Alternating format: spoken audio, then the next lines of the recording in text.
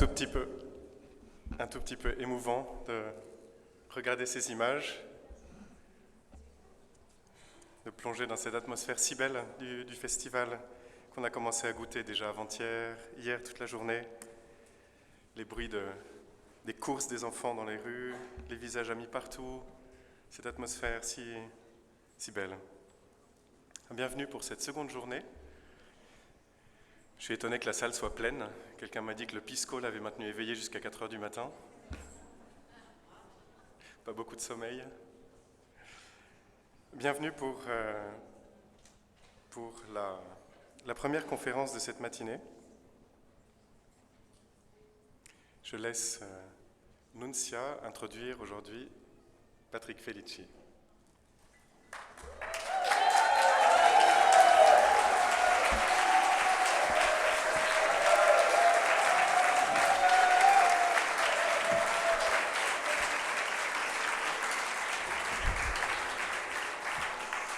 Buongiorno, ben ritrovati a tutti. Patrick Felici nasce a Ginevra, consegue un master in finanza e contabilità presso l'Università di San Gallo nella Svizzera tedesca nel 1993. Ha vissuto in Brasile, in America, Kazakistan, Ucraina, in Francia e adesso vive in Italia, a Roma, dove sta studiando per conseguire una laurea in archeologia classica e medievale presso l'Università Sapienza di Roma. Ha studiato un corso di paleo-babilonese, una lingua paleo-babilonese, con il professor Franco D'Agostino, che è il direttore del Dipartimento delle Lingue Orientali all'Università Sapienza. Il professor D'Agostino è responsabile degli scavi archeologici in Iraq per conto dell'Italia. Grazie.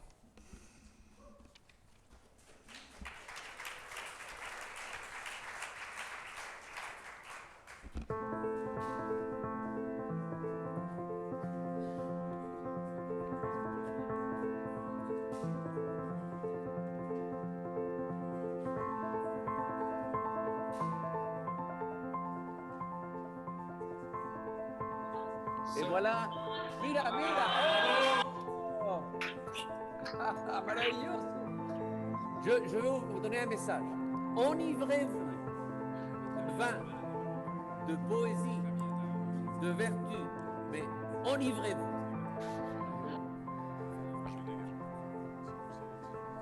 Je suis très enthousiaste de cette édition et je souhaite à cette version française soit un succès.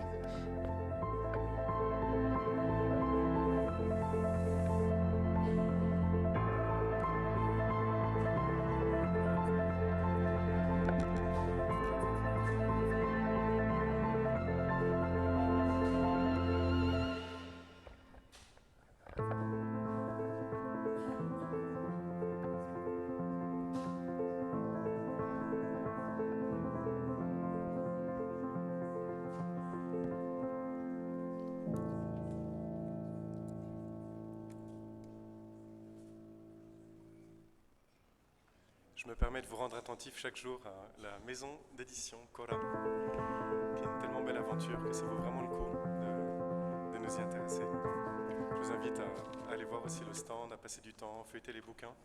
Puis qui sait un jour, peut-être qu'il y aura un livre en babylonien publié par M. Felici. Bon, je voudrais juste accueillir Patrick avec un très grand remerciement parce qu'il a préparé cette conférence au milieu du stress, non seulement d'être directeur financier de Point Cœur depuis de longues années, de s'occuper aussi de la fondation, et en plus des examens, où il était au milieu de petits jeunes en culottes courtes,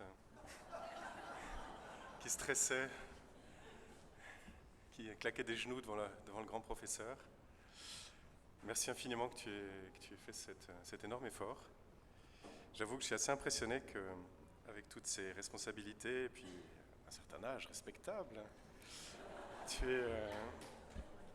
aies choisi de retourner sur les bancs de l'université pour, bien sûr, non seulement pour nourrir cette passion qui t'habite pour l'histoire, et puis aussi ce très grand sens de la pédagogie, mais aussi pour pouvoir transmettre. Et je suis vraiment ravi qu'aujourd'hui tu puisses nous faire part de ce que tu as appris, au moins une partie. Pour moi, j'avoue que ce matin, j'étais bien tranquille en descendant à l'école parce que faire une conférence avec Patrick, c'est de tout repos.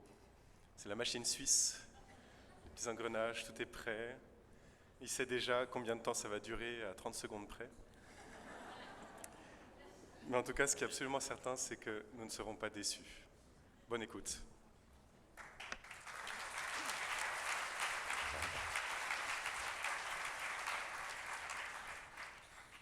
Bien. Est-ce que vous m'entendez là? Il ne faut pas que ce soit trop proche parce que j'ai l'habitude de parler fort. Voilà. Alors Jean-Marie m'a demandé de vous faire une conférence sur l'histoire de la demeure.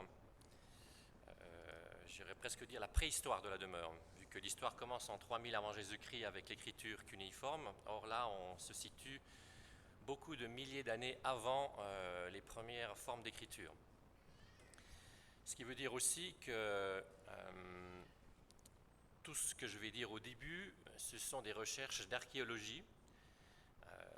Et donc l'archéologie est une science où on trouve des éléments, mais on en déduit après tout un certain nombre d'hypothèses sur ce que les hommes ont pu faire à une telle époque. On n'a pas d'écrit, donc les hypothèses régulièrement changent. Alors ce que je vais vous présenter peut-être changera en fonction de ce qu'ils trouveront dans 5, 10, 20, 30 ans, mais en gros, le cadre est plus ou moins celui que je vais vous présenter.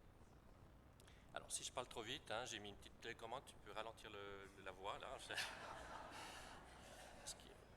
Alors, est-ce que derrière ça suit? Non, justement c'est ce que je pensais. Alors,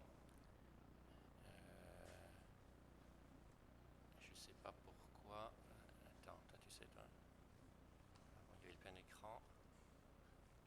Faire une recopie vidéo si c'est aussi simple. Parce qu'avant il y avait le plein écran. Non, non, juste. Juste de passer en téléphone. Oui, j'ai fait là, mais ça ne marchait pas. Il ne veut pas. On va y arriver. Hein.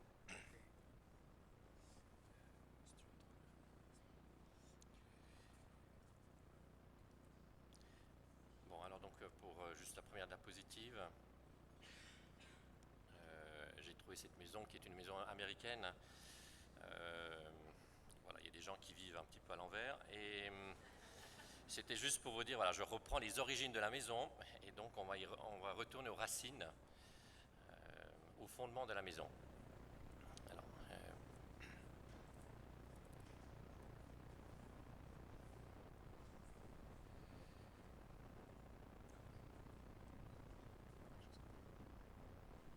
et là, si tu prends la définition, descend.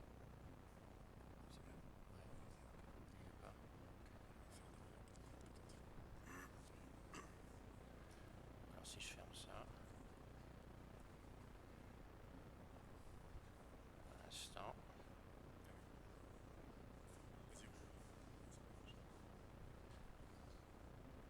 Ah non, c'était aussi, attends, je sais pas si c'est celle-là.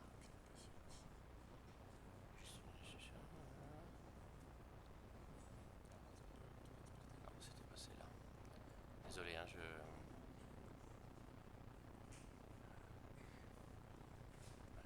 c'est là que je veux.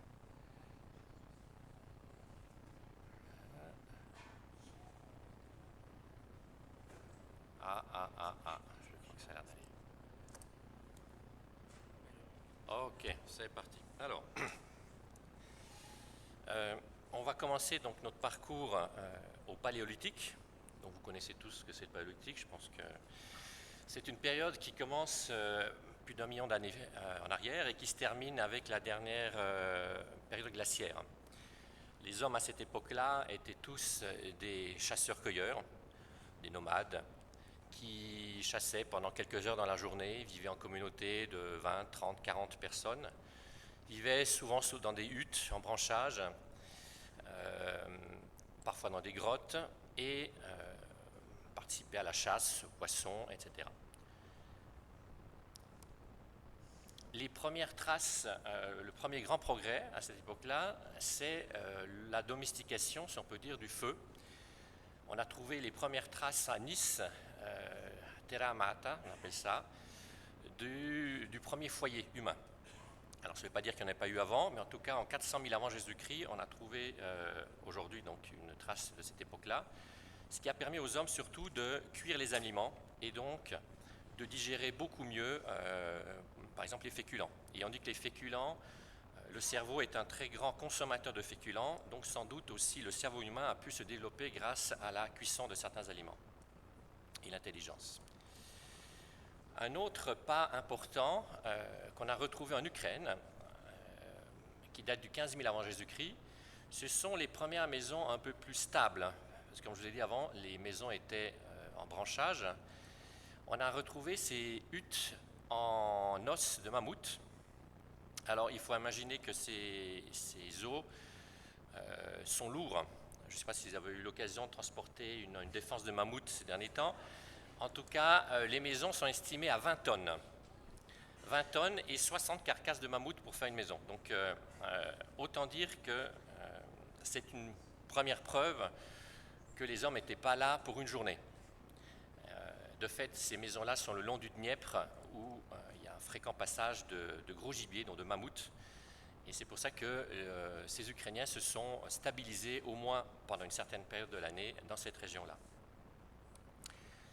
L'autre progrès qui a été constaté, on est un petit peu en arrière malgré tout, c'est en 20 000 avant Jésus-Christ, c'est à Oalo 2. C'est un site qui est près du lac de Tibériade, donc en Israël. C'est là où on a découvert la première tentative d'ensemencement, donc de domestication, si on peut dire, des céréales. Les céréales commençaient à se développer à l'état sauvage. Et donc les hommes en profitaient dans certains lieux précis. Et c'est là qu'on a trouvé donc ces premières tentatives. Il faut par contre avancer un petit peu, et là on arrive aux premières sédentarisations prouvées dans le monde, c'est la culture du Natoufien. Alors, je ne sais pas comment traduire ça dans les autres langues. Les Natoufiens ont vécu la culture entre 12 500 et 9 500 avant Jésus-Christ, toujours dans la même région de Galilée et d'Israël. Ces habitants vivaient donc dans des maisons dont vous voyez un peu la forme. Alors pourquoi les archéologues pensent qu'il s'agit là de sédentarisation? Il y a plusieurs critères. Le premier, c'est l'architecture, c'est-à-dire est-ce que, comme on l'a vu tout à l'heure avec les os de mammouth, est-ce que l'homme peut transporter facilement la maison? Est-ce qu'elle demande une certaine énergie pour être construite? Alors là, vous voyez bien des murs, des fondements semi-enterrés, et donc c'est une première preuve. La deuxième, c'est des éléments lourds. On a retrouvé plusieurs mortiers qui sont utilisés pour les céréales, entre autres. Et donc là aussi, si on a une vie nomade, en général, on prend très peu d'affaires. Ceux qui ont marché dernièrement pour venir à l'Etino se rendent compte du poids de chaque kilo. Donc, la troisième chose, ce sont les sépultures. Or, dans cette région-là, on a trouvé énormément de restes humains autour et sous les maisons. Et ça, on en reparlera juste tout à l'heure. Et puis, un dernier élément, c'est la souris. La souris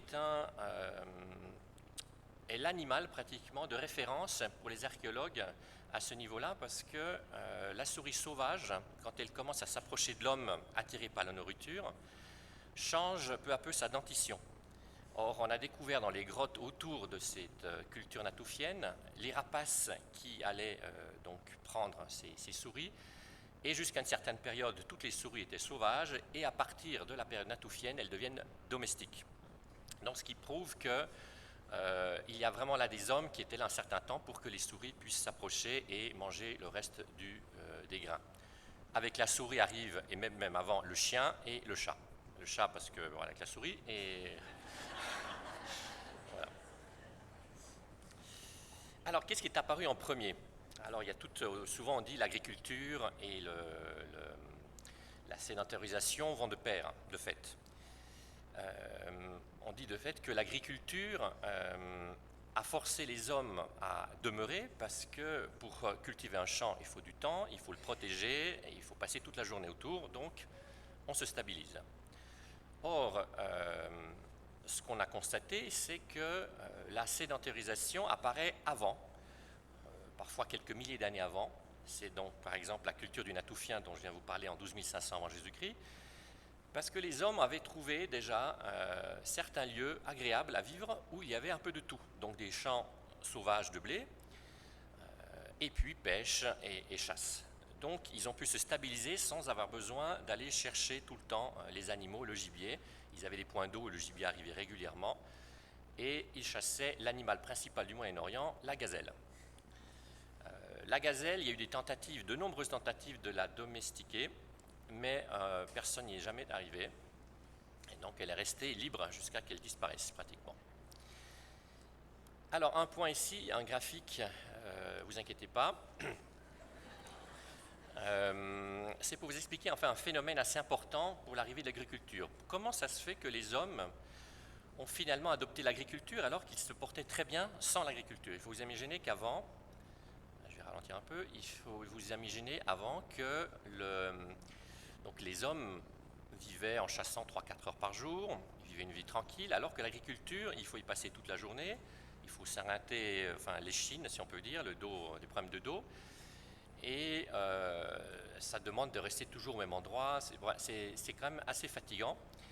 Et la théorie qui a été une des dernières adoptées, peut-être qu'il y en aura d'autres après, c'est la théorie du Dryas. Le Dryas, c'est une période à la fin de l'âge glaciaire. Alors là, vous voyez les températures, c'est une courbe de température assez basse pendant toute la fin de l'âge glaciaire, et tout à coup, un pic, ce qu'on appelle le Böhling, c'est peut-être un dialecte de l'époque natoufienne, en tout cas c'est un réchauffement, vous voyez, très rapide, quelques centaines d'années à peine, et on prend pratiquement 15 degrés. Donc là, quand on parle de 2-3 degrés en un siècle, imaginez là, ils en ont pris en 2-3 siècles 15 degrés. Quelle est la conséquence de ce réchauffement rapide? Notamment, surtout dans certaines régions, parce que pas toutes les régions étaient concernées, c'est l'augmentation des pluies, et donc des champs sauvages, du gibier avec les points d'eau, et donc de beaucoup de nourriture à disposition. Et c'est donc pour ça que la culture natoufienne naît à cette période-là, dû justement à cette multiplication, surtout au Moyen-Orient, de sites habitables sans avoir besoin de bouger. Or, peu de temps après, donc plus de temps après, hein, donc pendant 1500 ans, donc voilà, pendant une certaine période, l'atmosphère était assez agréable. Or, tout à coup, apparaît une chute des températures qui va durer 1500 ans, qu'on appelle le Dryas, et qui va mettre fin plus ou moins à cette culture natoufienne, parce les gens vont devoir s'adapter. Alors, comme le froid est revenu, et donc on redescend de nouveau de 15 degrés pratiquement, on dit justement que les pluies ont commencé à diminuer, les points d'eau aussi, le gibier à disparaître, les champs aussi à se restreindre, mais avec le premier réchauffement qu'il y a eu avant et l'augmentation du gibier qui précédait, la population avait bien augmenté. Or, tout à coup, il se trouve devant une pénurie de nourriture. Alors, les Natoufiens décident de retourner à la vie nomade. Et c'est pour ça qu'on ne retrouve plus tout à coup de sédentarisation à cette époque-là. D'autres, par contre, décident de migrer vers des points encore sauvegardés, des sortes de niches écologiques, notamment au nord de l'Euphrate. Là, par exemple, c'est Abu Huraira, un site qu'on a trouvé le long de l'Euphrate, tout le long de l'Anatolie, des contreforts de l'Anatolie, pour profiter d'un climat assez, encore, disons, pas agréable, mais où il y a encore des réserves d'eau et donc de gibier. Mais les gens étant nombreux ont commencé une course parce que la population diminuait peu à peu, vu qu'il y avait moins de nourriture.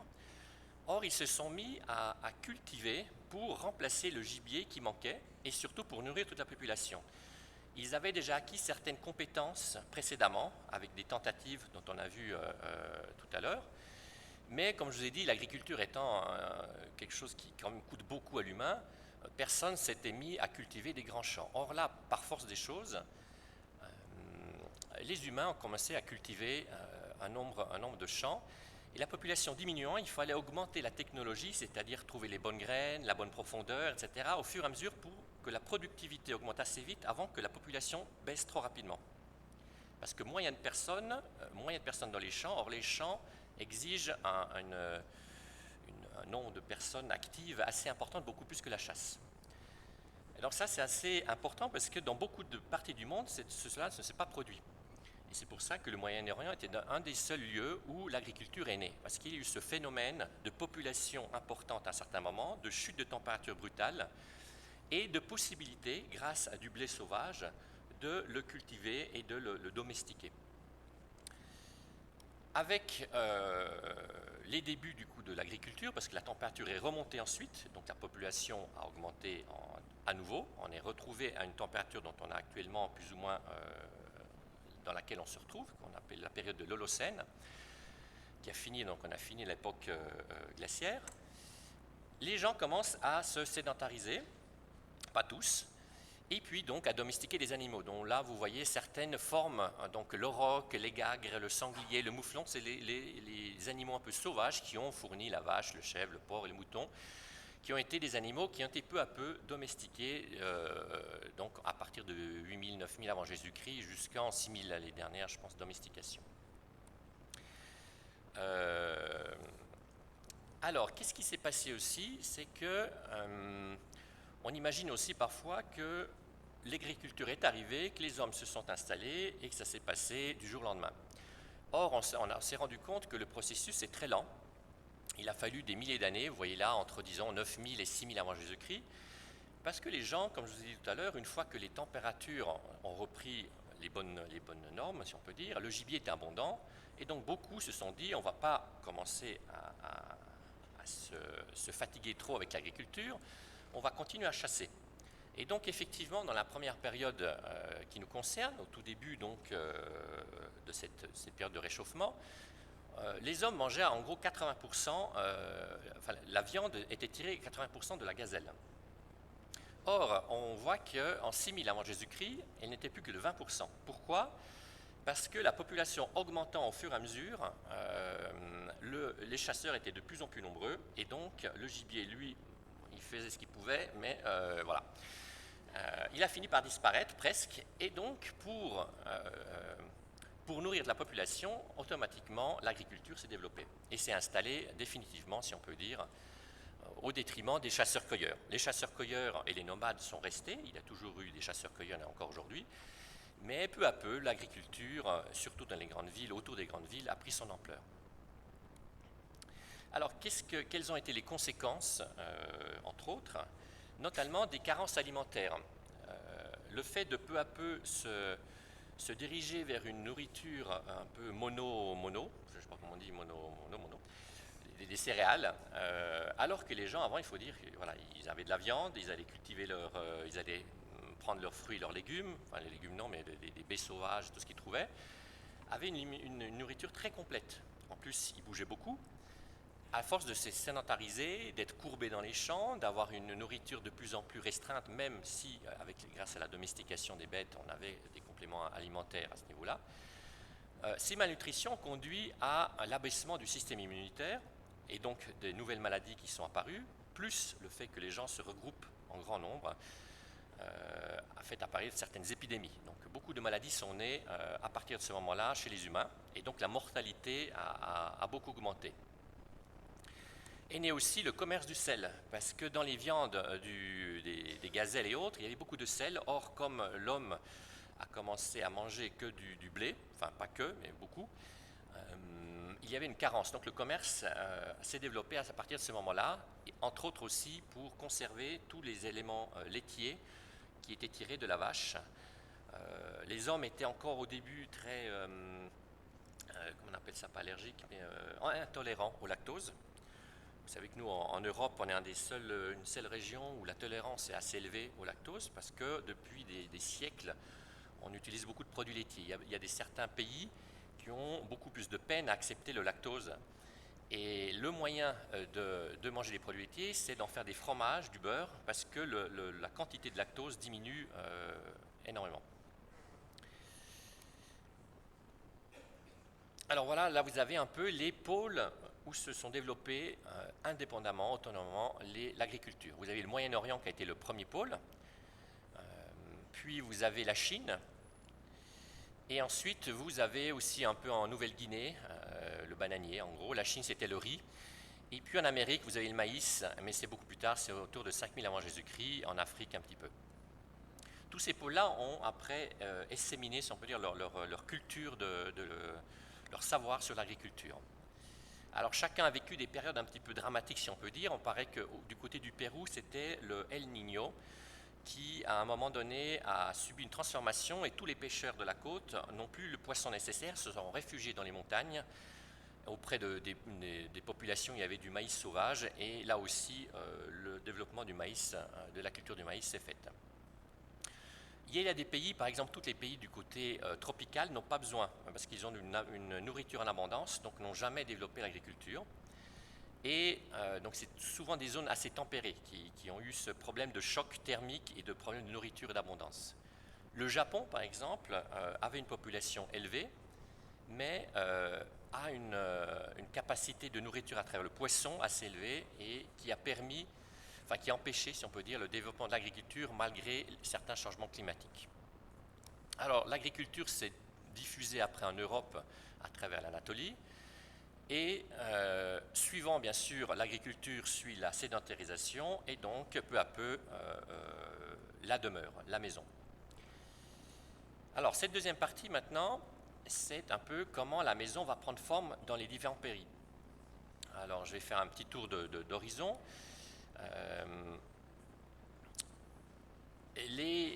Comme on en a parlé un petit peu hier, les pays construisent en fonction de ce qu'ils trouvent. De fait, comme je crois que c'est Guillaume qui en parlait, c'est très difficile effectivement de transporter des matériaux qu'on n'a pas sur place. Le transport, surtout à l'époque, était très compliqué. On le faisait pour la pierre, pour certains monuments, parce que c'est des monuments aux morts importants, mais en général, on avait ce qu'on avait. Et donc, on dit qu'il y a une ceinture de briques, suivie d'une ceinture de bois, qui est un peu la zone Europe, Russie et puis les montagnes d'Asie, et une ceinture de tentes qui sont un peu toutes les nomades des steppes. Et après, tous les pays tropicaux ont développé la maison, ce qu'on peut dire, végétale. La maison aquatique, enfin liquide, ce sont les Esquimaux avec leurs igloos. Alors je vais vous montrer assez rapidement, parce que sinon le temps est assez compté, quelques types qu'on peut trouver encore aujourd'hui de maisons végétales, si on peut dire. Ça, c'est sur le lac Titicaca, au Pérou, en roseau. Vous avez au Pérou aussi, avec fait de branchages et de feuilles souvent de bananiers, des toits comme ça, qu'on retrouve aussi dans un certain nombre de pays.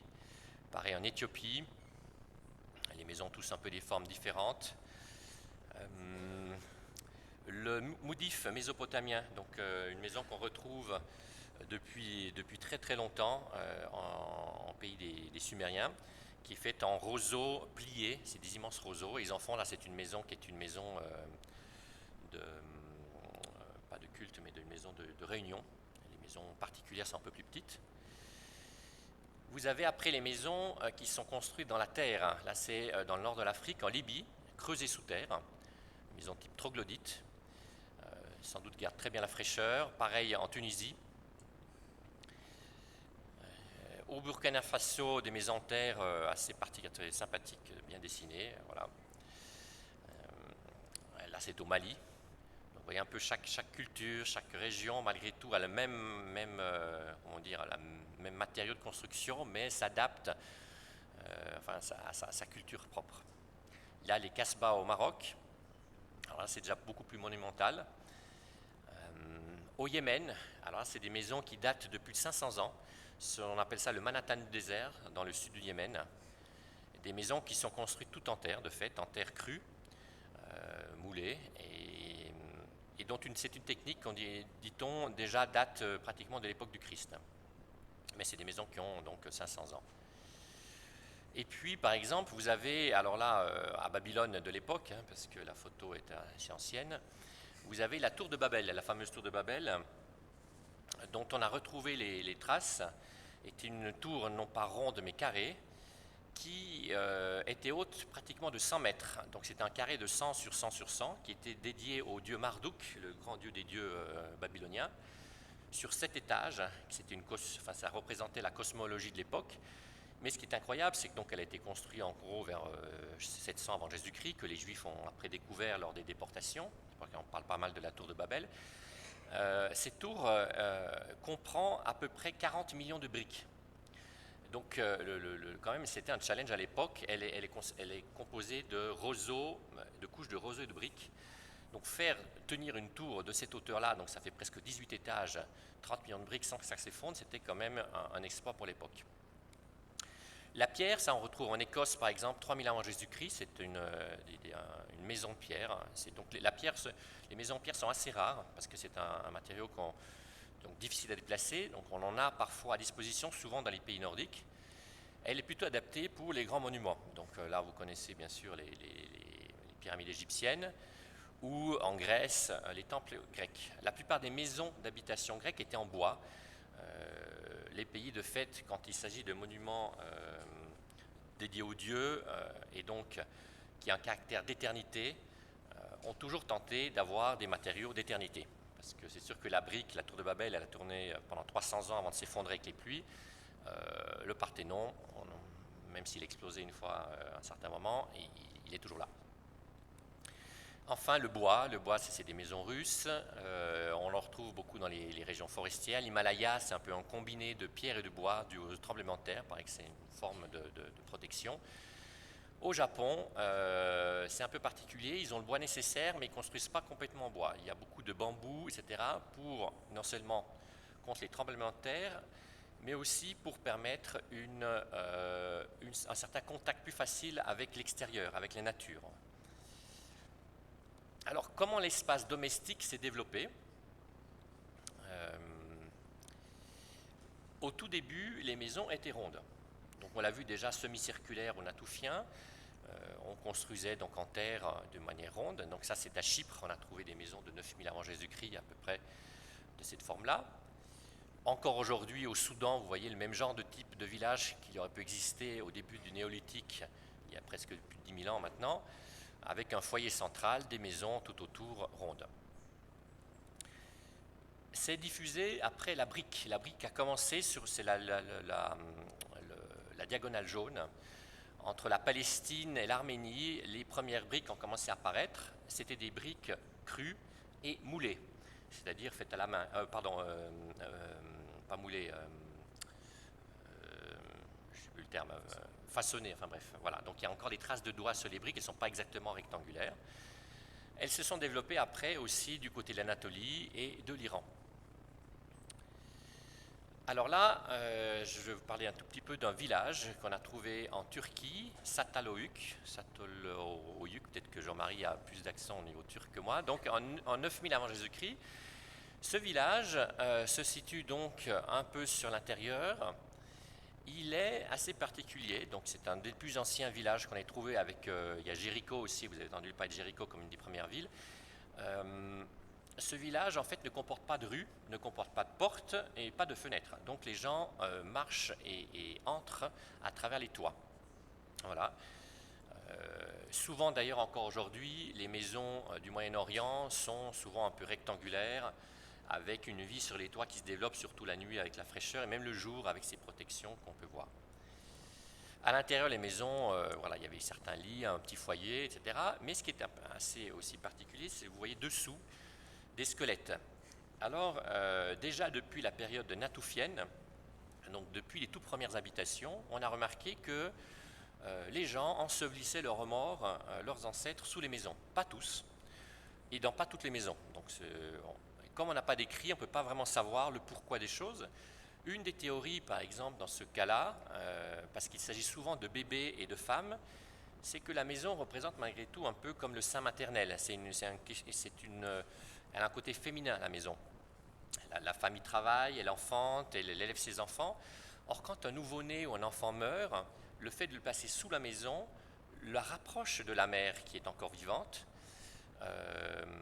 et lui permet, selon certaines peut-être traditions, lors de la prochaine grossesse, de pouvoir réintégrer le ventre de la mère, vu qu'il n'a pas pu vivre sa vie jusqu'au bout.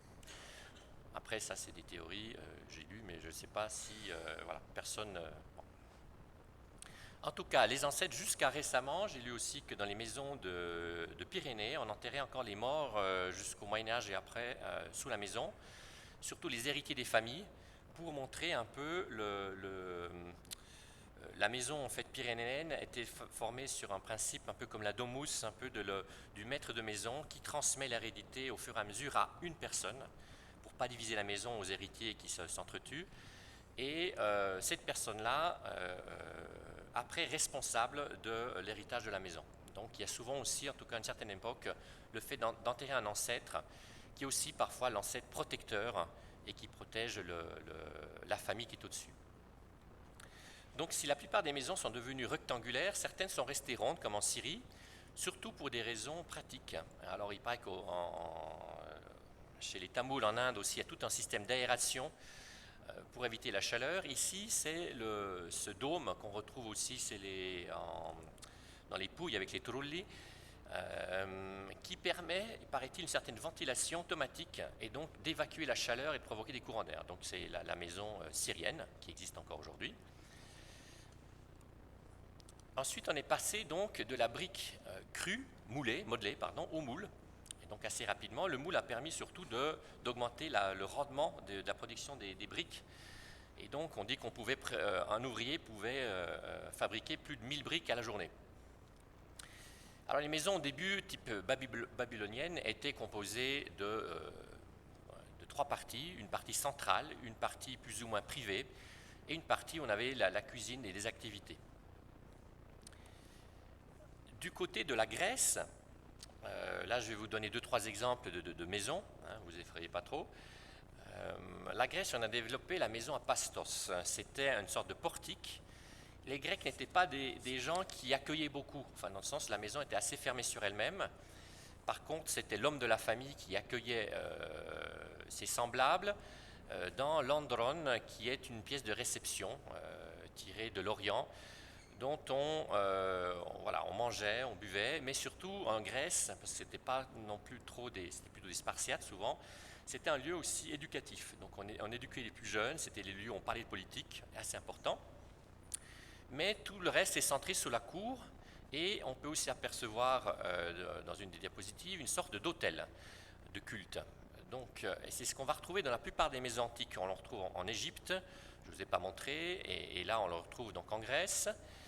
Les Italiens, les Romains, ont créé la maison à Atrio, qui est une maison ouverte au public, parce que les grands maîtres de maison, le père de famille, accueillait toute la journée ses clients. En fait, la domus italienne avait la famille, mais aussi les domestiques, les esclaves, les commerçants, tout un réseau qui tournait autour de cette maison. Et donc, le père de famille accueillait dans l'atrium tous ses clients. Donc, cette partie est une partie nouvelle, qui, dit-on, vient aussi des Étrusques, qui permet d'accueillir. Donc, c'est une partie très belle, avec beaucoup de sculptures. Donc ils importaient beaucoup de sculptures de Grèce. Les Romains n'ont jamais été des grands artistes, si on peut dire. Ils ont fait des beaux bâtiments, mais au niveau de l'art, donc il y a beaucoup de sculptures grecques dans ces atriums.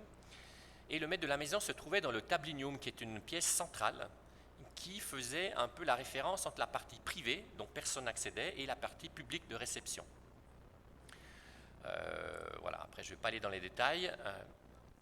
Les Chinois, eux, alors là, la photo est un peu floue. Les Chinois ont une maison qui s'appelle le Xiuan. Bon. Là, c'est une double maison. En fait, la maison se compose normalement d'une cour avec le maître qui habite au fond avec les personnes plus anciennes, les enfants sur les maisons latérales, et puis une pièce d'accueil, de repos qui est plus au sud. Derrière la maison du maître se trouvent les filles de la maison qui sont encore vierges et qui vivent avec les servantes pour éviter le contact avec les gens qui arrivent.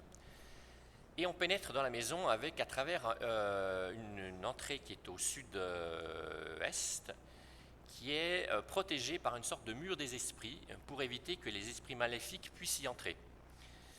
Quand la famille se développe, on se développe vers le sud, c'est-à-dire c'est la deuxième partie là qu'on voit qui se double, et ainsi de suite, pour agrandir la famille, jamais vers l'ouest. Dans la plupart des cultures, même on va le voir après romaine et autres, l'ouest est plutôt de mauvais augure. L'ouest, c'est le soleil couchant, ce qui est bon, c'est l'est. Donc en général, même dans la culture chinoise et indienne, on évite de développer les maisons du côté de l'ouest. Alors la maison chinoise, elle se développe Alors là, elle est tournée à l'envers, donc le nord est en bas, parce qu'en général, on part en Chine avec le nord dans la maison du maître et appuyé sur le nord, et est basée sur le Feng Shui, qui, paraît-il, est une conception qui vient de l'Inde. Et donc, si les maisons sont construites ainsi, c'est qu'elles ont un sens. Les vents qui apportent des énergies positives entrent toujours par la porte sud-est de la maison et pénètrent et normalement doivent s'appuyer, s'abattre contre une montagne. Donc en général, la maison devrait être contre une colline pour pouvoir ensuite se réfugier, ces énergies, dans l'eau. Et l'eau, c'est la maison du maître, le shui. Et donc le Feng Shui, c'est toute une idée pour capter les énergies positives qui sont dans l'air. Voilà. Donc il y a un sens, en fait, la maison, la planimétrie d'une maison a son sens. Au Japon, les maisons sont beaucoup plus ouvertes et c'est souvent des parties qui se détachent un peu pour permettre aux personnes d'être de plus en plus au contact avec la nature. C'est le contraire un peu de l'esprit européen où on s'enferme. Là, c'est justement cette communion, cette harmonie avec l'extérieur. Alors, dans ma dernière partie, je vais vous parler de la fondation des villes. Alors là, j'ai un peu changé mon épaule de fusil, enfin mon fusil d'épaule. Je voulais vous parler un petit peu au début de la formation des villes au fur et à mesure des siècles. Mais je me suis rendu compte que le thème de la fondation des villes est assez intéressant. Par exemple, les Sanites, donc, qui habitaient cette région où nous sommes actuellement, avant de construire une ville, suivaient certains animaux sacrés. Alors là, par exemple, ce n'est pas le cas ici, c'était le loup, par exemple. Et leur principe, c'était de dire, voilà, quand le loup prend sa proie, au moment où il la lâche, c'est là qu'on fondera la ville. Parce que c'est ainsi que c'est la volonté divine, l'animal sacré nous montre là où on va fonder la ville. Pareil, les Celtes à Milan, après avoir consulté un oracle, ont compris qu'il fallait trouver une sorte de truie qui avait des couleurs un peu bizarres, et donc ces truies l'ont trouvé là où ils ont fondé Milan. Et donc ils ont fondé la ville à cet endroit-là. Parfois, ça a des conséquences parce que l'homme aimerait fonder sa ville ailleurs. Or, par exemple, les premiers latins qui ont fondé Alba Longa, avant de fonder Rome, ont suivi une truie jusqu'au moment où elle accouche. Et elle a couché sur une colline à Alba Longa, mais qui n'est pas du tout pratique au niveau de l'hygiène. Mais c'est là que la truie a couché. Donc c'est là qu'ils se sont installés. Un autre cas aussi important, c'est par exemple les Grecs. Les Grecs, eux, faisaient appel pour toute leur colonie, qui a duré un certain temps, à l'oracle de Delphes.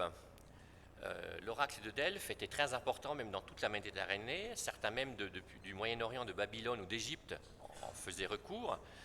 L'oracle de Delphes donnait des indications à chaque fois que quelqu'un était envoyé en mission pour aller, au nom des Grecs, fonder une colonie.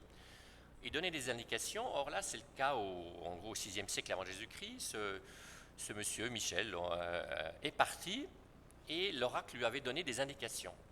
Or là où il a trouvé le lieu qui était Crotone, une ville du sud de l'Italie, qu'il devait fonder, il en a trouvé une autre à côté, un autre emplacement, Sibari, qui était beaucoup mieux, beaucoup plus adapté à ce qu'il désirait vivre.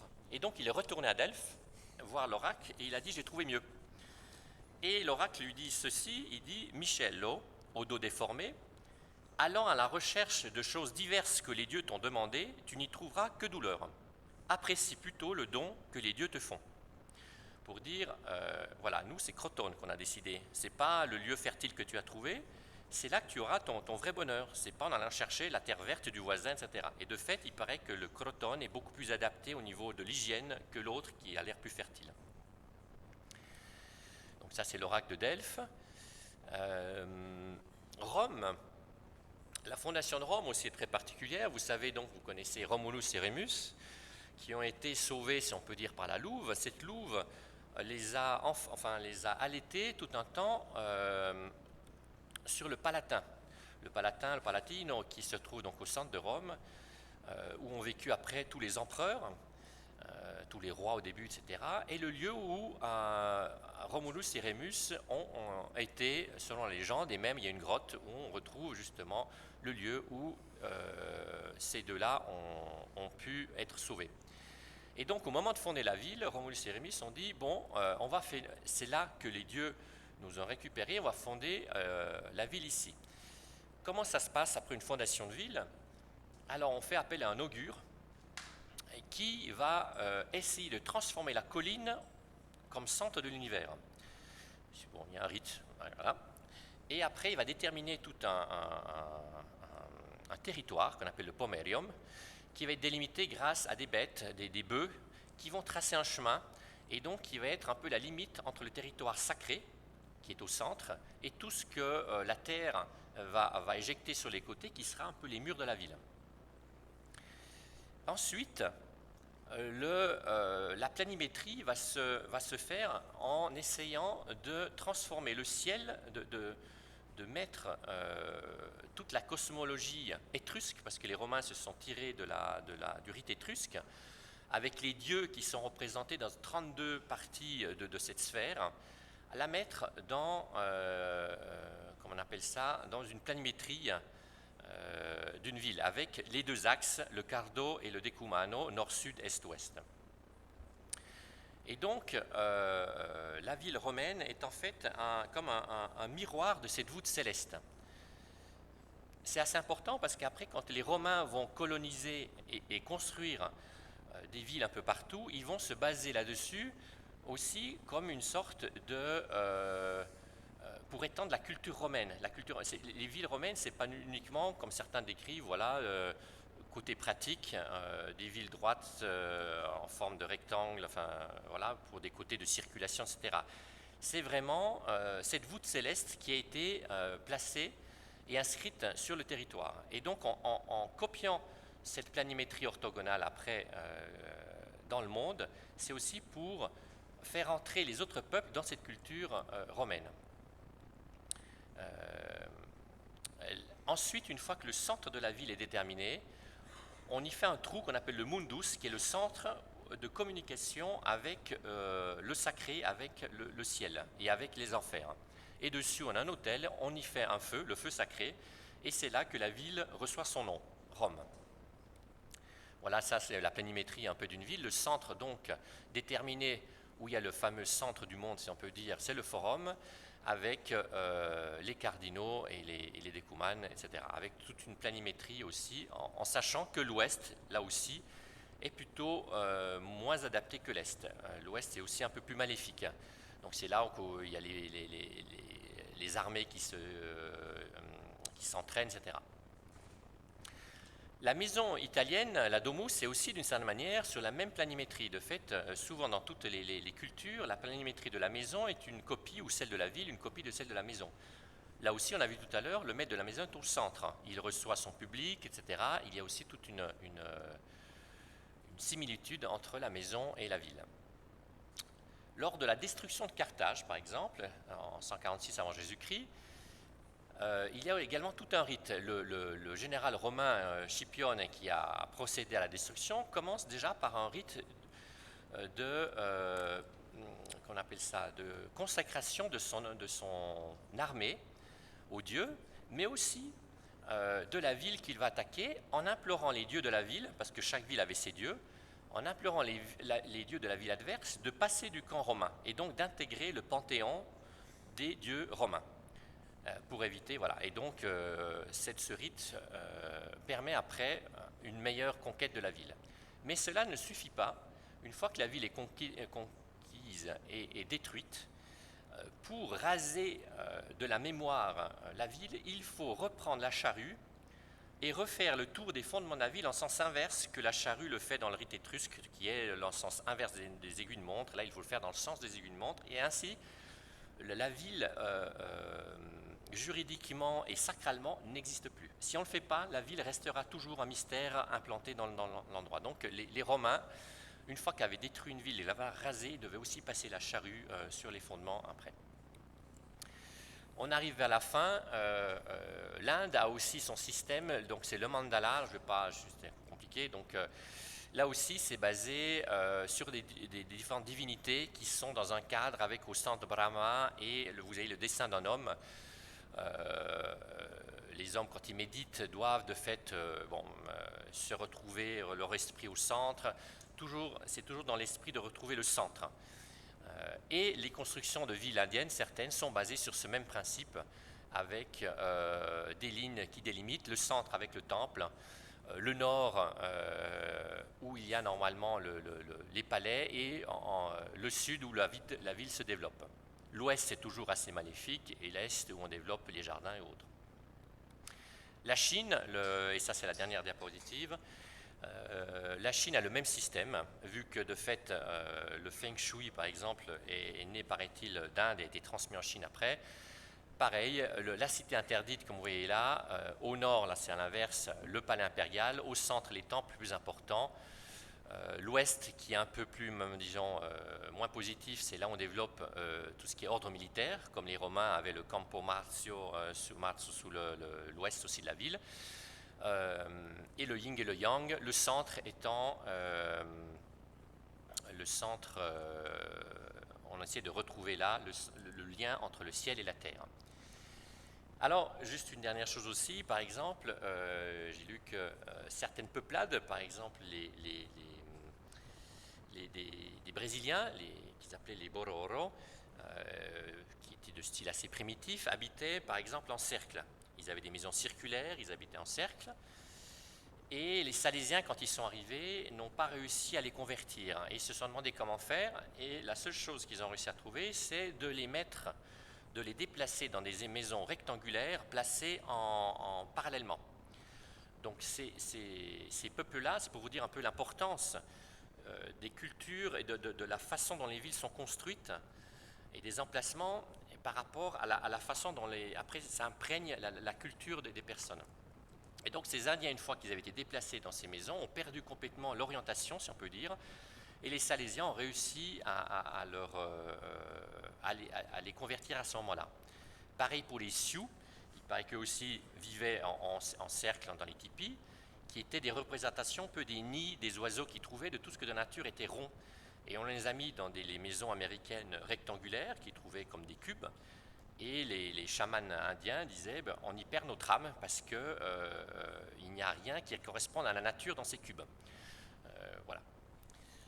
Donc je vais terminer ici. Je ne sais pas si vous avez des questions par rapport un petit peu à tout ce que je vous ai dit. J'ai réussi à tenir dans le temps, donc c'est bien. Voilà.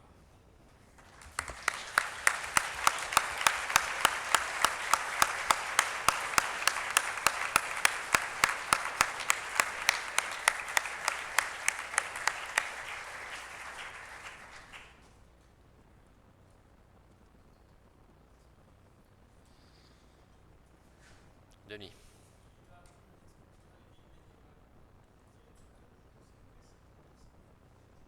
Alors, la question, c'est est-ce que les villes médiévales chrétiennes conservaient cet ordre symbolique? Alors, je sais qu'au Moyen-Âge, de fait, il y avait encore beaucoup le rapport avec le sacré, mais je n'ai pas étudié jusqu'à cette époque-là. C'est effectivement une période que je ne vais pas tarder à étudier en conséquence, mais je pense qu'il y a encore un rapprochement entre le sacré et l'homme. On a perdu beaucoup après la Renaissance et surtout ces derniers siècles en construisant les villes qui n'ont plus du tout aucun rapport avec le sacré, beaucoup plus avec le rationnel, la circulation, etc. Mais tout ce qui est justement le bien-être de l'homme et le rapport avec le sacré s'est perdu depuis un certain nombre de siècles. Alors peut-être pas dans les pays asiatiques, dans certains pays asiatiques, mais en tout cas ici en Europe, oui. Mais médiéval, je ne sais pas trop.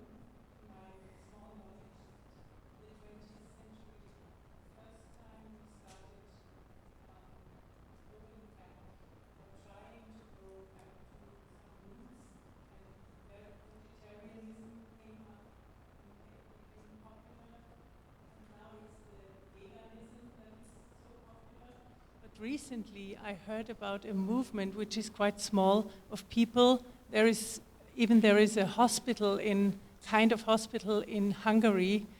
They promote this to eat only meat and fat. So since they say these were our roots. So, and I know a person who is eating like this since 5 years, and he says it's wonderful and he gets never sick. So my question is, what is your opinion about it, since you were talking to us and showed us the development? What do you think about nowadays? And I think this is the first time in our lives where we just choose. We choose. Some people choose this and they say, no, we need to eat only fruits and vegetables, and others say it should be a balance, and others say only meat. And what do you think about that? Alors je vais répondre en français, donc vous avez entendu la question qui était traduite sans doute. La question, c'est qu'aujourd'hui, il y a beaucoup de mouvements véganes, végétariens, etc. Il y a le nouveau qui est un peu de manger que de la viande. Voilà, là j'ai parlé au début des premiers, des hommes, comment ils vivaient à l'époque. Aujourd'hui, on a le choix de dire, bon, je mange que des légumes, je mange, je ne sais pas cuit, frais, enfin peu importe. Quelle est mon opinion sur la question justement au niveau de la nourriture par rapport à ce que j'ai dit? Moi, je pense que déjà, toute la première période qu'on a vue du paléolithique, les gens étaient chasseurs-cueilleurs, ils avaient une sagesse naturelle, donc ils avaient une nourriture qui était très variée. Ils avaient des compléments nutritifs dans les fruits et les légumes, enfin des légumes certains sauvages, ils avaient de leur viande, ils n'avaient pas de produits laitiers sans doute, mais ils cherchaient, ils savaient naturellement en fait ce qui était bien pour eux au niveau de la nourriture. Donc ils avaient leurs protéines à travers la viande et les compléments nutritifs de vitamines à travers ce qu'ils pouvaient trouver. Le problème s'est posé après, de fait, parce que la nourriture est devenue beaucoup plus restrictive avec les champs. Mais si on veut retrouver nos racines, je pense qu'il faut retrouver un certain équilibre dans la nourriture et pas aller chercher des extrêmes à droite et à gauche. Enfin, c'est mon opinion.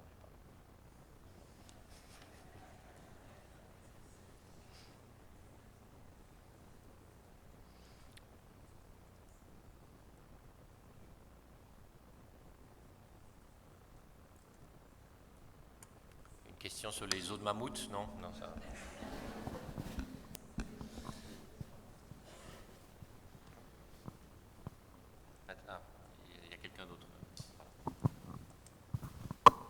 Oui, je suis frappée par le lien du sacré entre les habitations depuis le départ, en fait. Cette recherche entre le ciel et la terre, entre voilà, les dieux et les hommes pour habiter.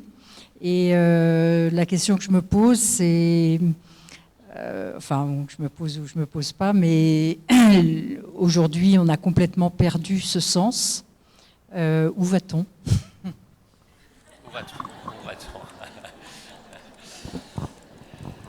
C'est sûr que en travaillant cet exposé, j'étais aussi assez étonné, j'ai découvert cet aspect-là que j'avais un peu entendu parler, mais non seulement les villes, mais aussi les maisons. Quand une personne, mais je crois qu'il y a aussi Sylvie me parlait qu'au Japon, encore, il y a toute une cérémonie quand on construit une nouvelle maison. Nous, on a les bénédictions des maisons aussi. Mais à l'époque, en fait, les gens, quand ils pouvaient, parce que dans les villes, je ne pense pas qu'on pouvait choisir tout, mais quand on devait construire un nouvel édifice, on pense aussi au miracle de Sainte-Marie-Majeure, où il y a la neige en plein août, pour construire l'église, on faisait appel aux dieux, et les dieux nous montraient là où il fallait construire la maison, ou l'édifice en question. Et donc ça s'est fait pendant un certain nombre d'années, de siècles, même de millénaires peut-être. C'était pas à nous de choisir, on s'adaptait à la volonté divine. Donc c'est un peu le cas, je vous ai parlé de ce grec là qui voulait choisir, et enfin on lui dit non, c'est pas là qu'on t'a demandé. Aujourd'hui, bon, c'est un peu plus compliqué. On construit une maison, les lopins de terre, on ne peut pas les choisir trop. On a ce qu'on a. Bon, voilà. Mais on peut toujours, effectivement, prier Saint-Joseph ou je ne sais pas qui, qui nous indique le bon lieu. Mais c'est sûr qu'il y a quand même des cultures qui gardent encore un aspect, je pense, assez lié. Je pense plutôt des cultures asiatiques qui ont encore, voilà, encore ce sens-là dans certaines régions, peut-être dans les campagnes, quand ils fondent un lieu, etc., d'avoir vraiment cet esprit d'appeler bien avant déjà voilà, les personnes, les prêtres ou autres, enfin, chamans, etc., qui bénissent le lieu ou le rendent sacré. On disait d'ailleurs aussi que les maisons en Inde, il fallait aussi ensemencer. Avant de construire une maison, il faut passer la charrue plusieurs fois et ensemencer avec beaucoup de semences différentes pour que le sol soit fertile avant de construire la maison. On ne construit pas, ni à Madagascar aussi paraît-il, de maison sur un sol aride, enfin, parce que du coup la maison a soif après. Et voilà, enfin, c'est dans d'autres traditions, mais... alors il y a plusieurs mains qui se lèvent, je laisse Jean-Marie dire si... Bon, deux questions. So I would like to ask about Latin America, because yesterday it really struck me in the conference of David Joly. He said in America we don't have a foundational myth, right? So I wanted to make like a relation and ask you a question: how all these, if you have knowledge, how was the situation there? Because you said, for example, the thing that when we destroy a city, we have to destroy it like symbolically also, right? And the example of Carthage. So it's like two questions in one, I don't know. Because I live in Lima, and I don't know why the city is there, because it's like the most horrible place to live in spite of climate. You commented about El Nino. Maybe it's just because of the development in time of the climate. But I've heard, I don't know, it's an urban myth that there were like how to say, the colonizers were led there to found their city because it was the worst place. I mean, I've heard this story like that. I don't know if it's true. But what I want to ask, if you know, if there were like rituals and manners to found the city on being related to gods, and also about the culture of the Incas, right? Who dominated the area. So, for example, if you know if they also destroyed the cultures that were previous to them, because we know that there were many, in this kind of symbolic manner. It's like lots of things in one, but I just wanted to say, if you have studied that, if you have any... Alors, sur la civilisation Inca et leur mode aussi d'habiter et de fonder des villes, c'est ça aussi. Je n'ai pas étudié le fait de la civilisation Inca. J'étais plutôt sur le Moyen-Orient avec Babylone et les Sumériens. Bon. Mais j'imagine, dans tout ce que j'ai pu voir, en tout cas jusqu'à présent, dans les civilisations anciennes, quelles qu'elles soient, il y a un rapport important avec le sacré. Donc j'imagine que les Aztèques, les Incas aussi, de fait, on imagine dans des temples, qu'il y avait un réel lien avec le sacré aussi dans la façon dont ils ont construit et planifié leur ville. Après, je n'ai pas du tout étudié la question, mais je ne vois pas de civilisation ancienne qui était partie... voilà, c'est assez récent quand même, ce concept un petit peu très rationnel de la ville. Après, je sais pas. Est-ce qu'une dernière question Oui, bonjour. Ma question, qu'est-ce que toute cette connaissance... Est-ce que toute cette connaissance a changé votre façon de choisir et d'habiter votre demeure?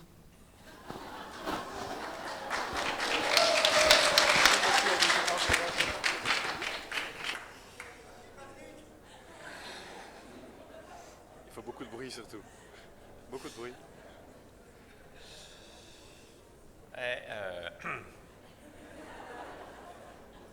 Non, mais je dois dire que ça m'a ouvert le regard. Ça m'a ouvert le regard parce que de fait, je suis quand même malgré tout, même si je suis pratiquant, je suis quand même le fruit d'une culture assez moderne. Et donc, c'est un aspect que je n'avais pas tellement envisagé à l'époque, au niveau des villes, etc.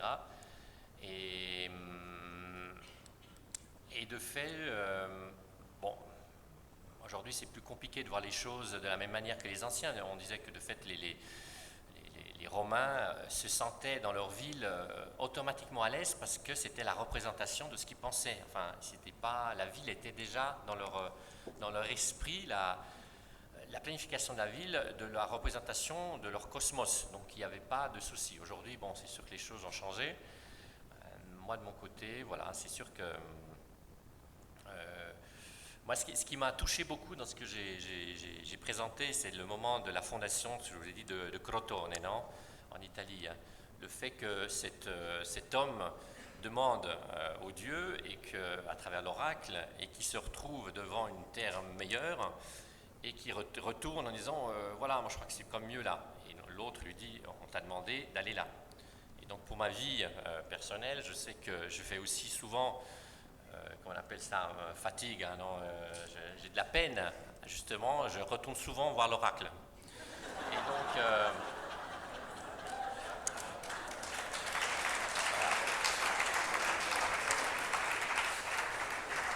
Donc voilà, j'ai le dos courbé comme voilà.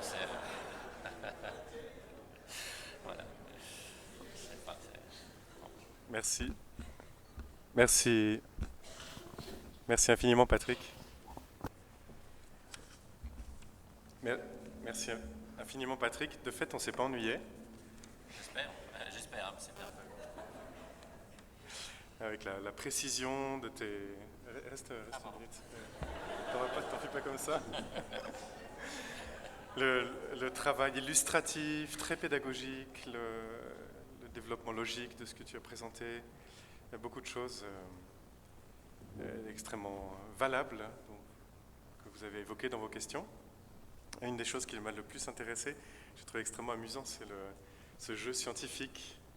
Je pense que c'est un aspect aussi des études qui est tout à fait intéressant, un peu c'est l'aspect Sherlock Holmes, d'aller chercher sur les dents des souris, de réussir à comprendre sur les dents des souris à quel moment d'immenses évolutions se sont produites dans l'histoire humaine. Je trouve ça très impressionnant. Et puis j'étais aussi touché par ce déploiement du génie humain que tu nous as montré. Quand on voyait que tu as fait défiler toutes ces maisons, qui sont toutes extrêmement différentes, mais qui correspondent en fait aux mêmes besoins, qui doit s'adapter à un environnement complètement divers. Alors ça aussi, c'était impressionnant, je trouve, très, très beau. Cette adaptation de l'homme à la pression des circonstances et qui a un réel génie pour en tirer le meilleur, pour habiter, pour faire sa demeure.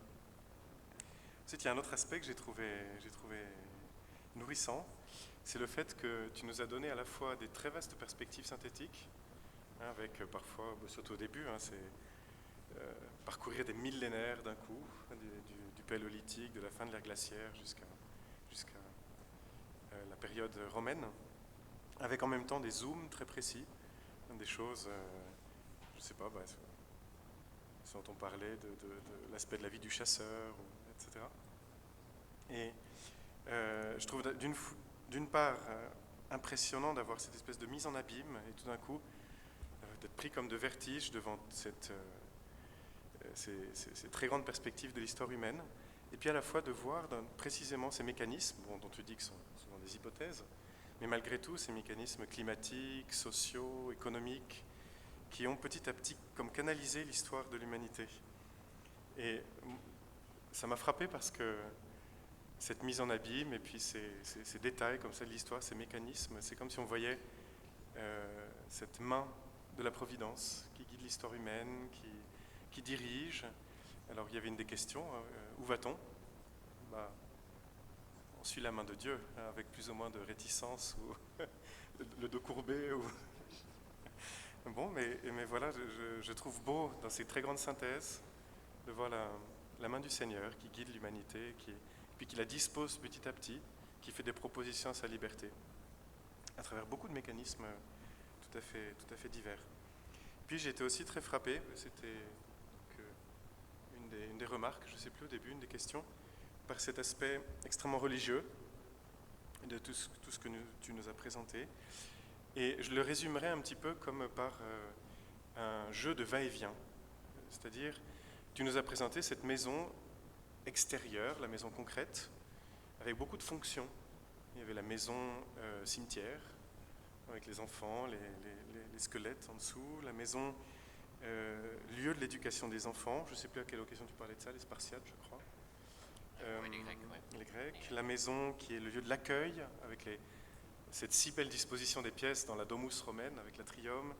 Cette maison qui est aussi un lieu économique, où le père de famille recevait ses clients. La maison qui est, surtout aujourd'hui, mais aussi dans ce que tu montrais, le lieu du confort, hein, les trulli, ou toutes ces dispositions pour aérer la maison, pour que ça fraîche. Je pensais aux habitations en Syrie. La maison qui est l'expression de soi. J'étais très frappé par cette maison du Burkina Faso que tu nous as montrée, ou ces maisons du Mali, où il y a tout l'art et tout l'amour des propriétaires qui s'expriment.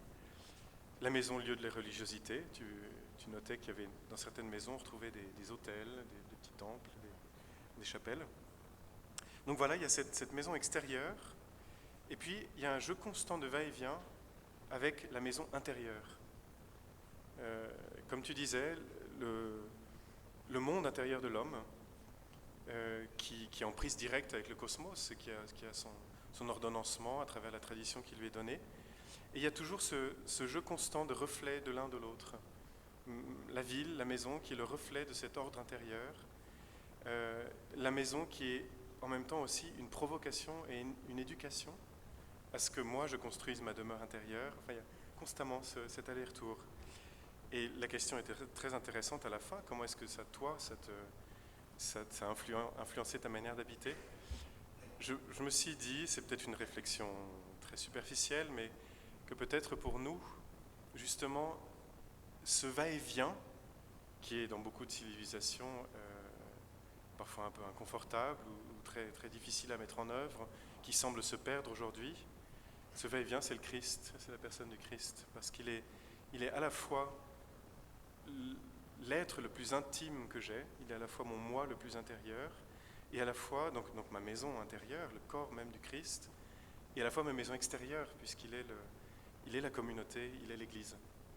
Donc merci infiniment pour cette présentation, parce qu'elle est comme une espèce d'introduction à la personne du Christ qu'on voit se dessiner dans les immenses perspectives de l'histoire.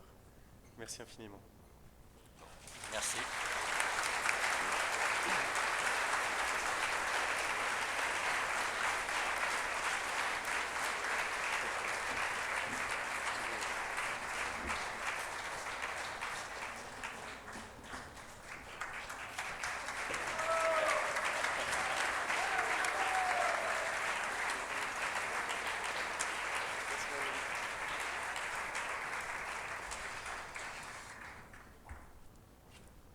Pas besoin de faire d'annonce, vous savez tous que le café est servi. C'est le meilleur moment de la journée.